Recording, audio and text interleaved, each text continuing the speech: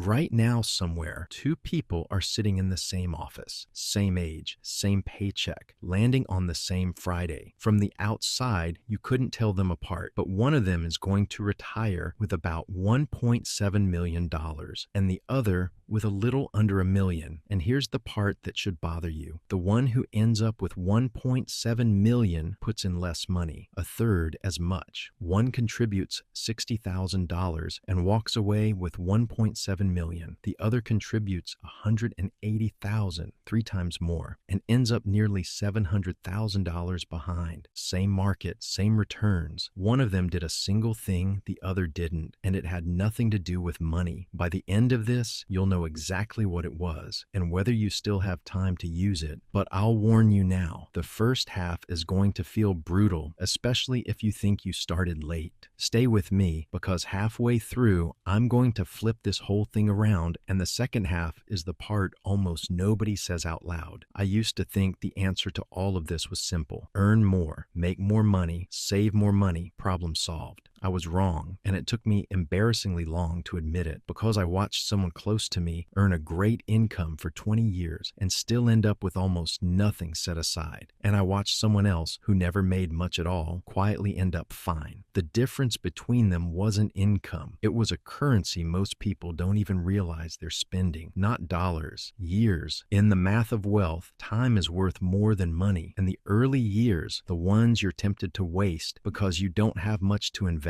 yet, are the only part of the whole equation you can never ever buy back. Let me show you exactly what that costs. Two people, same investment, same return, just a different starting line. The first, call her Sarah, starts at 25. She invests $6,000 a year, $500 a month for exactly 10 years. Then life happens, and at 35, she stops completely, never adds another dollar. She just leaves it alone until 65. 10 years in, 30 years coasting. Her total contribution, $60,000. That's it forever. The stock market has returned roughly 10% a year over its history, and at that rate, by 35, Sarah's 60 grand has grown to about 95,000. Then she stops adding money and time takes the wheel. That 95,000 left alone for 30 years becomes roughly $1.7 million.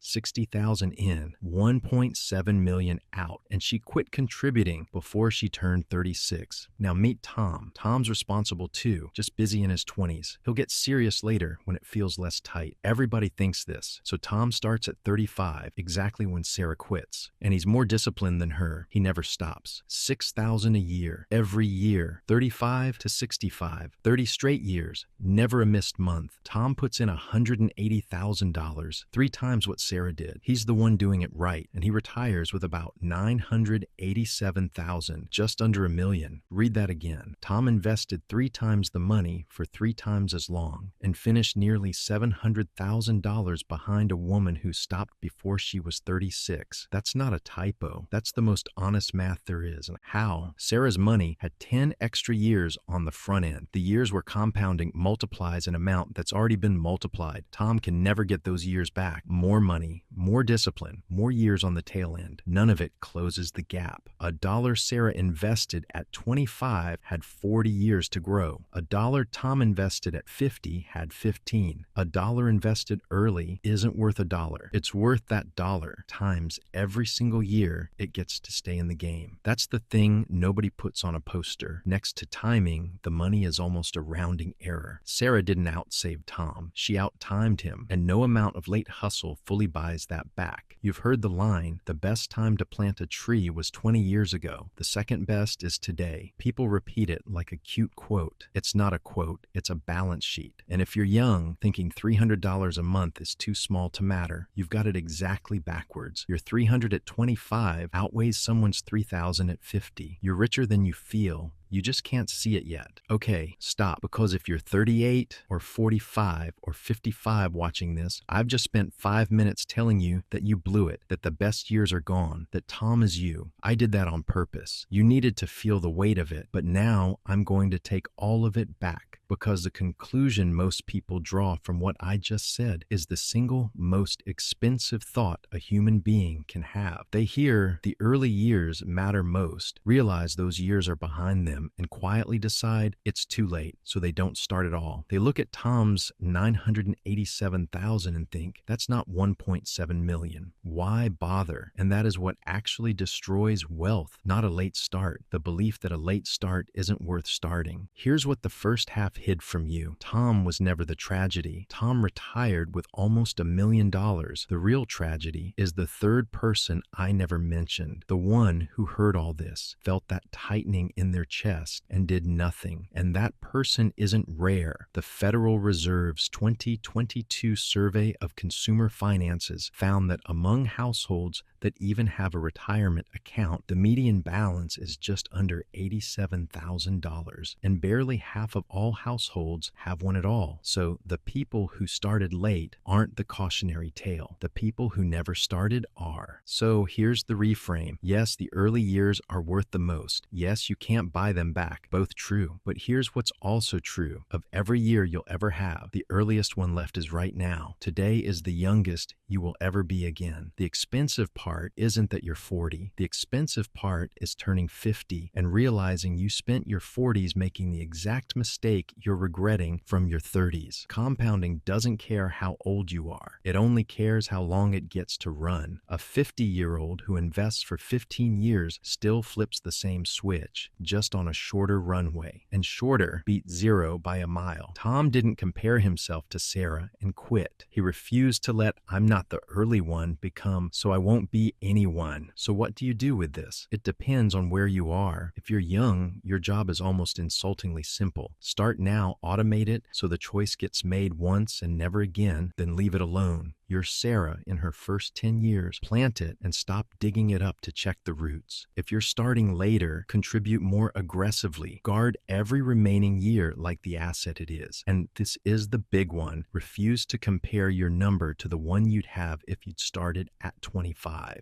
That comparison is poison. The only comparison that matters is you who starts today versus you who keeps waiting. That gap you actually control, and it's worth hundreds of thousands of dollars. One honest warning, because I won't sell you a fantasy. The market never hands you a clean 10%. Some years it soars. Some years it drops 20 and takes your stomach with it. That average only pays out to people who stay in the chair through the years that try to throw them out. Sarah's 1.7 million only exists because she did nothing during every crash for 40 years. Doing nothing is harder than it sounds. It might be the only truly hard part. So, back to those two people in the office. Same age, same paycheck, identical from the outside. The only thing standing between their two completely different futures was a decision one made early and the other kept putting off until later, quietly turned into never. You're one of those two people right now, not in 30 years today. This is the fork. And the strange, almost unfair part is that choosing right costs you almost nothing. A few $100s and the patience to ignore them. Choosing wrong costs you everything that money would have become. You can't plant a tree in the past, but the second best day has a deadline too. And it's the only one you actually get to act on. So plant it today, then walk away and let it grow. If this finally made the math click, do me one favor. Hit that like button. It genuinely helps this reach someone who needs to start today instead of someday, and tell me in the comments which one you are. Type 1 if you're Sarah, 2 if you're Tom, 3 if you're planting the tree right now. Subscribe so the next one finds you. Thanks for watching, and I'll see you in the next one.